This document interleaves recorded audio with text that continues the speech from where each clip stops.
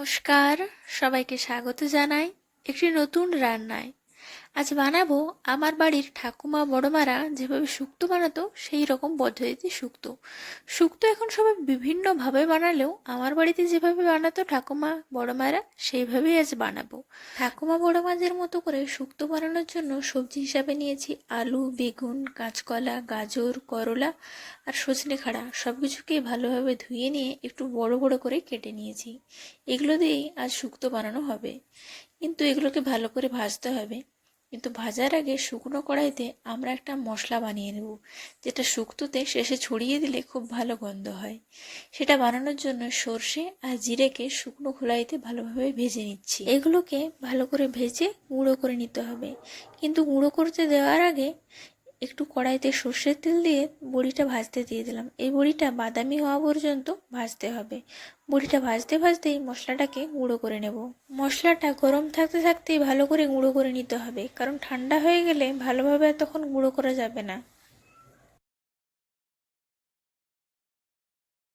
এদিকে আমার মশলাটা গুঁড়ো করতে করতে বড়িটাও বাদামি করে ভাজা হয়ে গেছে, তাই বড়িটাকে নামিয়ে দিই। ওই কড়াইতেই যে তেলটা রয়েছে ওই তেলটার মধ্যে আর একটু সর্ষের তেল দিয়ে কাঁচকলাগুলোকে ভাজতে দিয়ে দিই। কাঁচকলাগুলোতে একটু নুন হলুদ শুধু মাখিয়ে নেব, আর কিছু মাখানোর দরকার নেই। এগুলোকে এবারে ভালো করে ভাজতে দেব। ঢাকা দিয়ে ভাজতে দিলে আরও ভালো, এতে কিছুটা সিদ্ধও হয়ে যাবে। আর এই বাকি সবজিগুলোকেও একই রকমভাবে সর্ষের তেলে নুন হলুদ মাখিয়ে ভেজে নিতে হবে। এতক্ষণে আমি মশলাটাও ভালোভাবে গুঁড়ো করে নিয়েছি, তবে মশলাটা খুব একটা মিহি করে গুঁড়ো না করলেও চলবে। এদিকে মোটামুটি সব সবজিগুলোই ভালো করে ভাজা হয়ে গেছে, শুধু আলুটা আর সজনে খাড়াটাকে বাদ দিয়ে। এরপর কড়াইতে একটু বেশি করে সর্ষের তেল নিয়ে তার মধ্যে একটা গোটা পেঁয়াজকে কুচিয়ে দিয়ে দেবো। এই পেঁয়াজটাকে বাদামি হওয়া পর্যন্ত একটু ভাজতে হবে। পেঁয়াজটা ভালো করে ভাজা হয়ে গেলে এটার মধ্যে আলুটা আর খাড়াগুলোকে দিয়ে দেবো। এই খাড়াগুলো আর আলুগুলো পেঁয়াজের সঙ্গে একসাথে ভালো করে ভাজতে হবে। আর ওই একই রকমভাবে পরিমাণ মতো একটু নুন আর হলুদ দিয়ে দেবো ভালোভাবে ভাজার জন্য।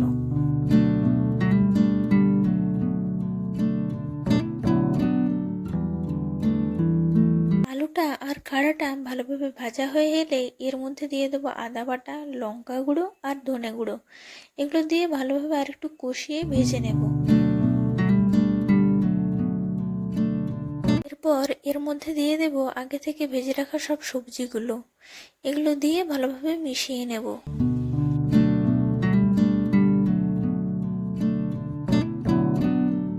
এরপর এটাতে জল দিয়ে এটাকে ফুটতে দেব। এতে যে সবজিগুলো সেদ্ধ হয়নি ভালোভাবে সেগুলো সিদ্ধও হয়ে যাবে, আর মশলাটাও সবজির মধ্যে ভালোভাবে ঢুকে যাবে।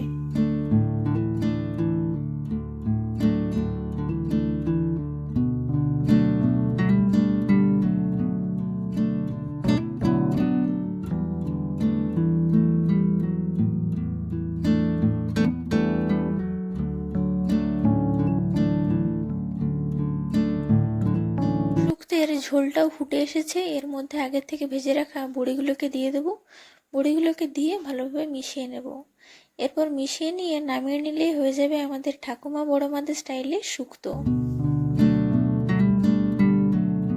এরপর শুক্তোটার উপর থেকে আমরা যে গুঁড়ো মশলাটা বানিয়ে রেখেছিলাম সেটাকে একটু ছড়িয়ে দিতে হবে। আর চাইলে আপনি একটু গরম মশলা ছড়িয়ে দিতে পারেন, এতে শুক্তের গন্ধটা আরও 10 গুণ বেড়ে যাবে।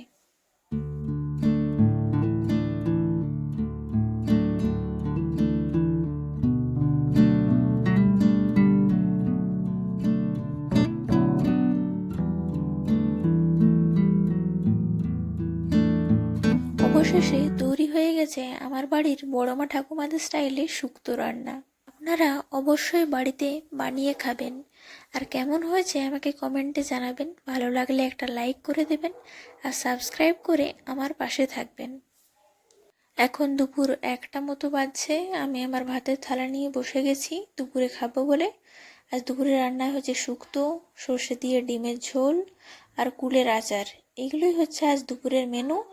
আমি তাহলে এবার খাওয়া শুরু করি আমার ভিডিওটা। তবে এখানেই শেষ করছি। আবার দেখা হবে নতুন কোনো একটি ভিডিওতে নতুন কোনো রান্নার সাথে। ধন্যবাদ।